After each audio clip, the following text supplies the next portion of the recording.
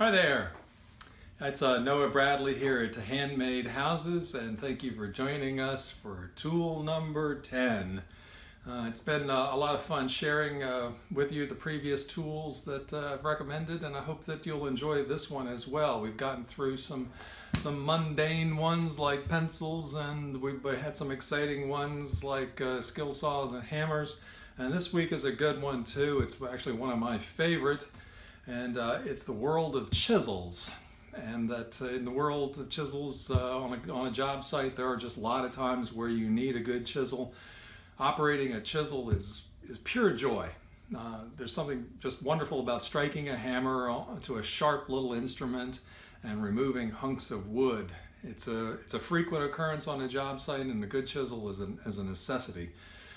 I'd like to go through the basic tools that I think is an absolute minimum here. And if you notice back here, I think you can see is a slick. It's actually a large chisel, and we're going to get into that later. So that one doesn't count for this week, but it shows some of the extremes that you can get into chisels. Here you'll notice over here my toolbox and my 4 standard ones that I've always carried with me everywhere. They have lasted me forever, and I highly recommend them. And let me show you some of the details of it. I've actually picked up a nice new one here just because they're beautiful things to have.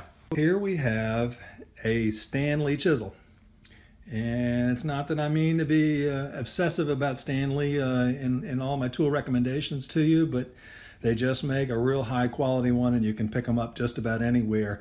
I recommend getting a set. And this is, I believe it's 1.5 inches, and they come in a set of, it's 4 or 5, and you can get these all the way down to a much smaller size.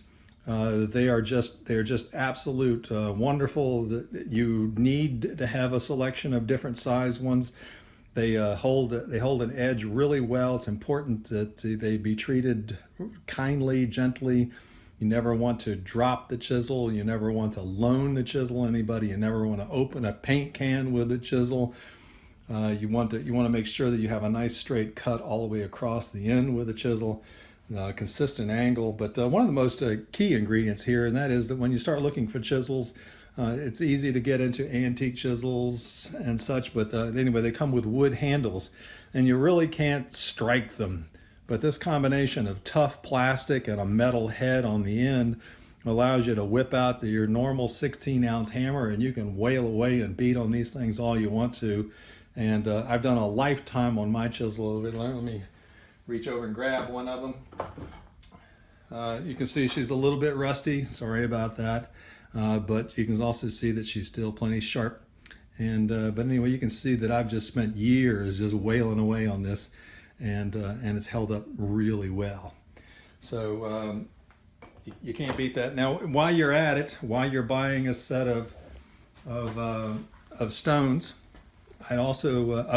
chisels, I also recommend you go ahead and get yourself a good sharpening stone while you're there.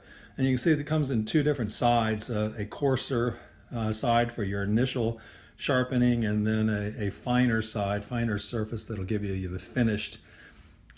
Final smooth sharpening feature of it. And you need to get yourself a can of honing oil as well. It doesn't matter what kind, they're all basically the same. But if you don't use oil on it, or water, if it's a water stone, then you're going to find that the metal filings will fill this up and the stone will become useless to you. So the main purpose of this is just whatever you file off tends to just float away or clean away off of the surface, so you can keep on using it. So that's about it. I hope you enjoyed that. Get yourself a good set of chisels, 4 or 5 in a nice little Stanley pack. They do make longer, fancier handles. I've used them as well. There's nothing wrong with them. Again, you're trying to concentrate on the tools that you think you want and the tools you want to handle. For my own practical purposes, day in, day out, I tend to go with the shorter version ones.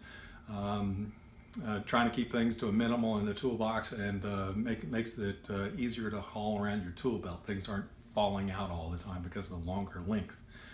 Okay, that's it. And that was tool number 10. Look forward to seeing you next time. Thank you much. Noah Bradley. Bye now.